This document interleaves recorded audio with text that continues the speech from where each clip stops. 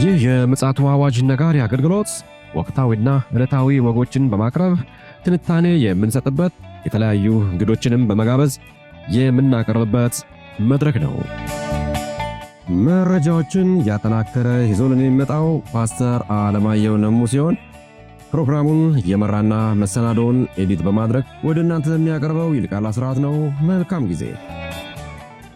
ሻሎም ሻሎም፣ ውድ የተከበራችሁ የምፅዓቱ አዋጅ ነጋሪ አድማጮቻችን በዕለተ እሑድ ተገናኝተናል። እንዴት አመሻችሁ? እንግዲህ ፓስተር ካለበት ቦታ ሆኖ የምሽቱን መረጃ ደግሞ አጠናክሮ የማንቂያ ደወል ሊደውልልን ፓስተር አለማየሁ ነሙ መስመር ላይ አለ። እንግዲህ ዓለማችን በጣም ውስብስብ የሆኑ ክስተቶች እየተከናወኑባት ይገኛል። እንግዲህ ከዛ ውስጥ ፓስተር መርጦ ለኛ የሚጠቅመውን ከእግዚአብሔር ቃል አኳያ እየገመገመ መረጃዎችን እያመጣልን ይገኛል። አሁንም እጅግ አጓጊ የሆነ በጣምም ደግሞ አሳሳቢ የሆነ መረጃ ይዞልን መጥቷል። ምን ይሆን ይሄ መረጃ የሚለውን እንግዲህ ከእርሱ አንደበት ኋላ ላይ እናደምጣለን። እንግዲህ መልካም ጊዜ እንዲኖርላችሁ እመኛለሁ። ይልቃል አስራት ነኝ ከምፅዓቱ አዋጅ ነጋሪ አገልግሎት። አድማጮቻችን እንግዲህ ዓለማችን ላይ የተደመጡ ያሉ እጅግ ግራ አጋቢና ደግሞ ተስፋ የሚሰጥ የሚመስሉ መረጃዎች፣ ክስተቶች እየተከናወኑ ይገኛሉ። ነገር ግን መጽሐፍ ቅዱስ ምንድን ነው የሚለው? በምንስ አኳያ እንዴት ባለስ መንገድ እንድንሄድ ነው መጽሐፍ ቅዱስ እየመራን ያለው የሚለውን እየፈተሽን እየተማማርን እንግዲህ ወደ መረጃችን እናመራለን። ከሰላምታው በማስከተል በቀጥታ ወደዚህ መረጃ እናመራለን። ሰላም ላንተ ይሁን ፓስተር፣ እንዴት አመሸ? እንደምን አመሸ ወንድም ይልቃል? እግዚአብሔር ይመስገን። እንግዲህ በዛሬው ዕለት በገጠሩ ክፍል አገልግሎት ላይ ነበርክ።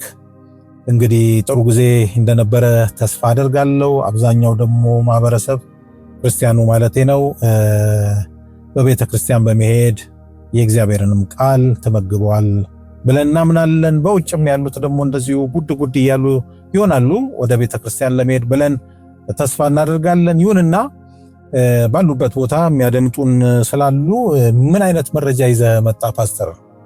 እንግዲህ እግዚአብሔር ይመስገን መረጃዬ ከማቅረቤ በፊት ዛሬ ጥሩ አገልግሎት ነበረን። እኔ እንግዲህ የወንጌልን ስራ ገና በኢትዮጵያ ውስጥ በጣም ብዙ አልተሰራም። ልክ ነው። ይሄ በተለይ ሶሻል ሚዲያ ከመጣ በኋላ ለታይታ በሚባል ሰዎች በከተማ ብቻ የተደረገና ከተማ ላይ ብቻ የሚሰሩ ስራዎች ናቸው በስፋት ያለው። ገጠሩ ገና ወንጌል አልገባም። በዚህ በምስራቅ ሸዋ፣ በሰሜን ሸዋ፣ በምዕራብ ሸዋ እንደዚሁም ደግሞ በአማራ ክልል ወሎ፣ ጎጃም፣ ጎንደር ወደ ትግራይም ስትሄድ በስፋት ገና ወንጌል አልገባም። ሰዎች ገና በብዙ ጨለማ ውስጥ ነው ያሉት፣ በብዙ እስራት ውስጥ ነው ያሉት። የኛ ሀገር ክፋቱ ደግሞ የሃይማኖት እስራት ብቻ አይደለም። ከመናፍስትም ዓለም ጋር ከጥንቆላውም ዓለም ጋር ያለ እስራት አለ። እነዚህ መሰበር የሚችሉና አሁን በምድር ላይ የምንጨቃጨቅባቸው የመናፍስቱ ዓለም በሰው ልጆች ውስጥ ክፋትን እየጨመረ ሰውን እየከፋፈለ በዘር በምን እየከፋፈለ ያለውን መንፈስ መስበር የምንችለው ወንጌል በምድራችን ሲሰፋ ነው። ወንጌል ስንል ደግሞ በዘር በቋንቋ ያልተከፋፈለ፣ ምክንያቱም እግዚአብሔር አምላክ ከነገድ ከቋንቋ ከዘር ሁሉ ነው የዋጀን። ለአምላካችን መንግስት ካህናት ሲያደርገን አንድ ህዝቦች አድርጎ ነው ካህናት ያደረገን። የእሱ ልጆች አድርጎ ነው ካህናት ያደረገንና ይሄ ነገር ሊታሰብበት ይገባል። በእርግጥ ካውንስሉ አንዳንድ የጀመራቸው ነገሮች አሉ። ቀረብ ብለን አላየንም። ቀረብ ብለን ማየት ይጠይቃል። የወንጌል ስራ ላይ የማበረታታት ነገሮች ይታያሉ፣ ይሰማሉ። የሚሽን ዲፓርትመንት ክፍል እንዳቋቋመ ሰምተናል። ነገር ግን ከከተማ የዘለለ መሆን አለበት። የኢትዮጵያ ህዝብ 80% የኢትዮጵያ ህዝብ የሚኖረው ገጠር ነው። አብዛኛው ህዝብ በተለያየ በባዕድ አምልኮዎች የታሰረ ነው። በሃይማኖት ሰንሰለቶች የታሰረ ነው። ይህንን ህዝብ ሊፈታ ይገባዋል። የሚፈታው ደግሞ ወንጌል ነው። ከጨለማ የሚያወጣው ወንጌል ነው። ኢየሱስ ክርስቶስ የሰጠን ይህንን የወንጌል ብርሃን ነው። ይህንን የወንጌል ብርሃን ማዳረስ አለብን። እኛ ከተማ ውስጥ የመስራት አቅም አንሶን አይደለም ገጠር የምንሰራው። ነገር ግን ለታየልህ ነገር ነው የምትኖረው፣ ያየኸውን ነገር ነው የምትሰራው። ሂዱ ነው የተባለው። እና ገጠር ውስጥ ገና ከፍተኛ ዲማንድ አለ። አሁን እኛ ከፍተኛ ፋይናንስ እጥረት አለብን። እውነት ለመናገር አንዳንድ ጊዜ በራሳችን ትራንስፖርት በራሳችን ነገር ነው የምንንቀሳቀሰው። ከልጆቻችን ላይ ጉሮሮ ላይ የነጠቅን ነው የምንንቀሳቀሰውና ይሄ መለመድ መቻል አለበት። ተልኮን ለመፈጸም የግድ እንትን አለ። አሁን በቢሊየን በ100 ሚሊዮን በ200 ሚሊዮን በአካውንታቸው አስቀምጠው ደግሞ ከተማ ውስጥ ቁጭ ብለው የመኪና አይነት የሚቀያየሩ አገልጋይ ነን የሚሉ አሉ። እኔ አገልጋይ ናቸው አልልም። ለደም ነጋዴዎች እኮ ሰፖርት ይደረጋሉ። አገልጋይ ናቸው አልልም። ምክንያቱም ጥሪ ሲኖርህ እግዚአብሔር ሲባርክህ ገንዘቡ ሲመጣ ያንን ጥሪ እንድታሳካበት ነው። ወንጌል እንድትሰራበት ነው የመጣው እንጂ ከመኪና እንድትመርጥበት አይደለም። እንደዚህ አይደለም ወንጌል የሚሰራው። ከሆነ ነገር ከቤት እንድትመርጥበት አይደለም። ለዚህ ነው ጳውሎስ ኑሮዬ ይበቃኛል የሚለውን ከጌታ ተምሬያለሁ አለ። ከጌታ ምንድነው የተማርነው? ኢየሱስ ክርስቶስ ምንድነው ያስተማረን? የያዝነው ወንጌል ምንድነው ያስተማረን? ምንድነው እየተማርን ያለንበት? ወንጌልን ሰው ወደ ጥፋት እየሄደ ወደ ጨለማ እየሄደ ሰላም እያጣ ረፍት እያጣ ለዚህ ህዝብ ወንጌልን ማድረስ ሲገባን ከተማ ውስጥ የምንዘንጥበትና ሆቴል ባለ 4 ኮከብ ይሻለኛል ባለ 5 ኮከብ ነው ወይ? መጽሐፍ ቅዱስ ይለናል ወይ? አባቶቻችን ይሄንን አስተምረውናል ወይ? ነቢያቶች ይሄንን አስተምረውናል ወይ? የቀደሙት የእምነት አባቶች ምንድነው ያስተማሩን?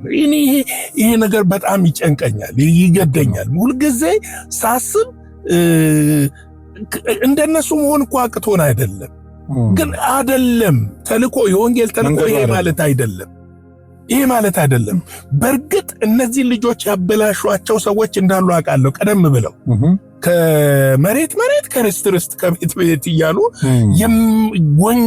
ወንጌል የማይሸት ራእይ የሰበኩ ሰዎች አሉ። የዛ ፍሬም እንደሆነ አስባለሁ። ነገር ግን በጣም ማወቅ የሚገባን ነገር ዛሬ በሚሊዮን የሚቆጠሩ በብዙ ሚሊዮን የሚቆጠሩ ህዝቦች ተርበው ነው ያሉት።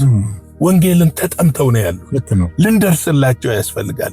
የኢትዮጵያ ህዝብ 130 ሚሊዮን ነው። 30 ሚሊዮን ደርሰናል ብለን መፈንጨት አይደለም።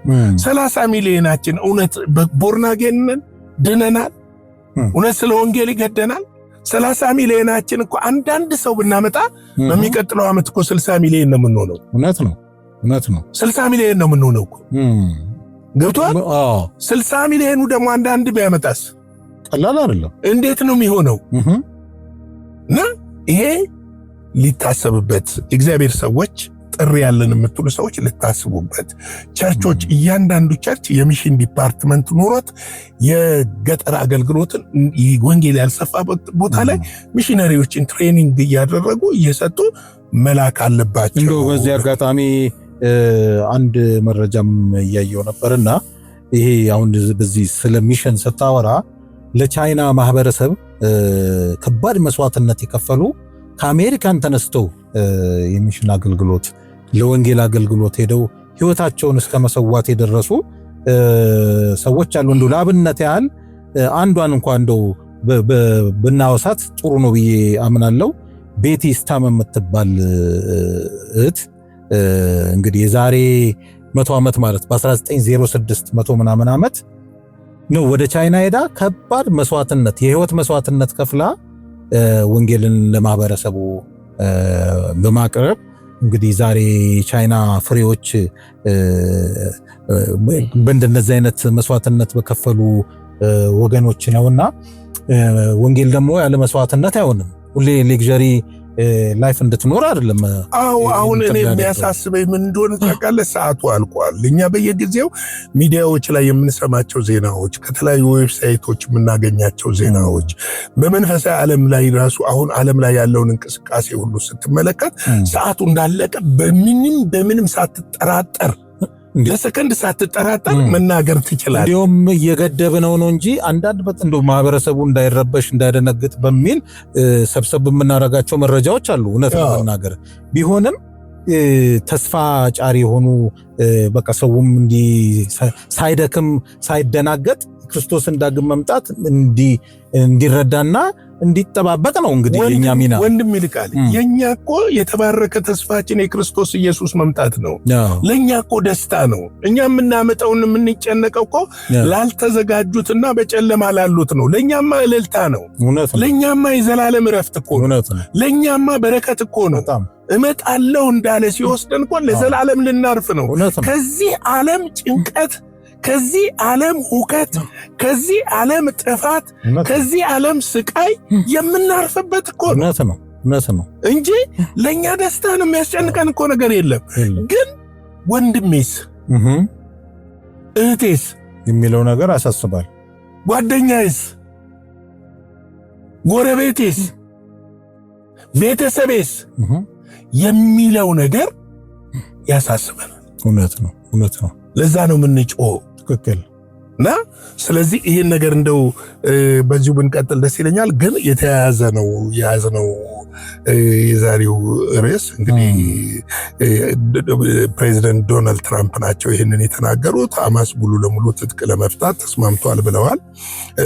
እንግዲህ ተስማምቷል ወይ? በእውነት ተስማምቶ ነው ያለው ወይ የሚለው ነገር የሚገርም ነውና የአሜሪካ ፕሬዚዳንት ዶናልድ ትራምፕ በጋዛ ውስጥ ሰላምን ለማምጣት ሐማስ ሙሉ ለሙሉ ትጥቅ ለመፍታት ተስማምቷል ብለዋል። እንግዲህ ፕሬዚደንቱ በማህበራዊ ትስስር ገጻቸው ላይ ባስተላለፉት መልእክት በጋዛ የሰላም ቦርድ በተደረሰው ስምምነት መሰረት ሐማስ ትጥቁን ለመፍታት መስማማቱን ገልጸዋል። ይሄ በጣም አጋርተ ነው። እስቲ እዚህ ላይ ትንሽ እናውራ። ይፈታል ወይ? ምን ትላለህ? ሐማስ ይፈታል? እንግዲህ ነገ ከነገ ወዲያ ልናውቀው እንችላለን። ሊፈታም ላይፈታም ይችላል። አይ አንተ ምን ይመስላል? የራስህን እስቲ እንደው አሰምሽን አስቀምጥልህ። ምናልባት እንግዲህ ታክቲካል ይሄ ማፈግፈግ ነው የሚባለው ምናልባት ሊሆን ይችላል። ከዛ ውጭ ግን እኔ ምንድነው የተረዳሁት ፓስተር፣ አሁን ይህን መረጃ ስትናገር በቃ ነገ ከነገ ወዲያ ኦን የሚሆን ወይ ደግሞ ሊገለጥ ያለው የዚህ መቅደሱ ፕሮጀክት እሱ ነው ፊት ይድቅን ያለው ነው። ምናልባት ለዛ ምቹ መደላደል ይሆን ወይ ደግሞ ከበስተጀርባው ሌላ ነገር ይሆን? እንግዲህ በሂደት ምናልባት የምናውቀው ይሆናል። ሲጠራ አንዱ ልክ ነህ። የሱ የመቅደሱ መገንባት መደላደል ነው አንዱ ነገር። ግን ለመቅደሱ መገንባት በዋናነት ተቆርቋሪ የሆኑት የእስራኤል የደህንነት ሚኒስትር ቤን ጋቤር እሳቸው ምንድነው ያሉት? ትጥቅ መፍታት የለበትም፣ መደምሰስ ነው ያለበት።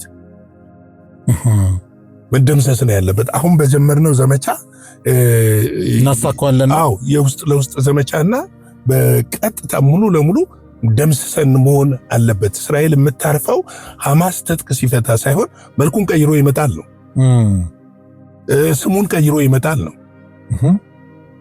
ልክ አልቃይዳ አይኤስ እንደወጣው አሁን ለሐማስ የዲፕሎማሲ ድል ነው ባይዘዌ። ትጥቅ ልፍታ ሲል እስራኤል ደግሞ አትፈታም ካለችው ዲፕሎማሲ ድል ነው ለሐማስ።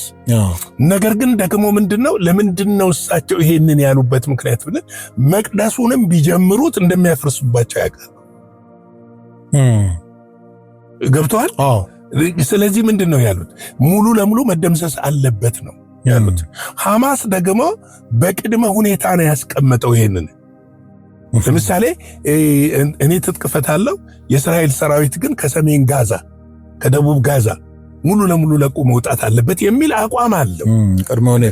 ቅድመ ሁኔታዎች አሉ በሂደት እንዲሆን። ለምሳሌ የሱ አንድ ሻለቃ ሲፈታ አንድ ሻለቃ እንዲወጣ፣ ሁለተኛ ሻለቃ ሲፈታ ሁለተኛው ሻለቃ የነዛ እንዲወጣ አይነት እሳቤ ያለው ድርድር ነው የተደረገው ድርድር። እንግዲህ ስምምነቱ ጋዛ በአዲስ የፍልስጤም መንግስት ለማስተዳደር ለሚደረገው ጥረት ወሳኝ እርምጃ ነው ብለዋል። የፕሬዝዳንቱ መግለጫን ተከትሎ ሐማስ በጋዛ የሰላም ዕቅድ መስማማቱንና ይፋዊ መግለጫ እንደሚያወጣ ስማቸው ያልተጠቀሰ የታጣቂው ቡድን ከፍተኛ ባለስልጣን መናገራቸውን በቢቢሲ ዘግቧል። የሚገርም ነው። ገብቷል። መግለጫ ያወጣል። መግለጫው ሲያወጣ እንግዲህ እቺ ቅድመ ሁኔታዋ ልትቀመጥ ትችላለች። ገብቷል። እቺ ቅድመ ሁኔታዎች ልትቀመጥ ትችላለች። ነገር ግን ደግሞ እስራኤል ደግሞ የምትፈልገው ሐማስን ማጥፋት እንጂ የሐማስ መጀመሪያ የሐማስ ትጥቅ ፍታልኝ ነው አይደለ? ትጥቅ ይፍታ ይምከን ነው። አዲስ መንግስት ይመስረት ኦኬ አለ። አሁን ኦኬ አለ። ኦኬ ሲል ኖ መደምሰስ አለበት የሚል ሐሳብ ደግሞ መጣ። ወይስ እንደሚያውቁት መረጃ ይኖራል? ይተዋወቃሉ። አንደ በባላላ እባብ ለእባብ ይታያል ካብ ለካብ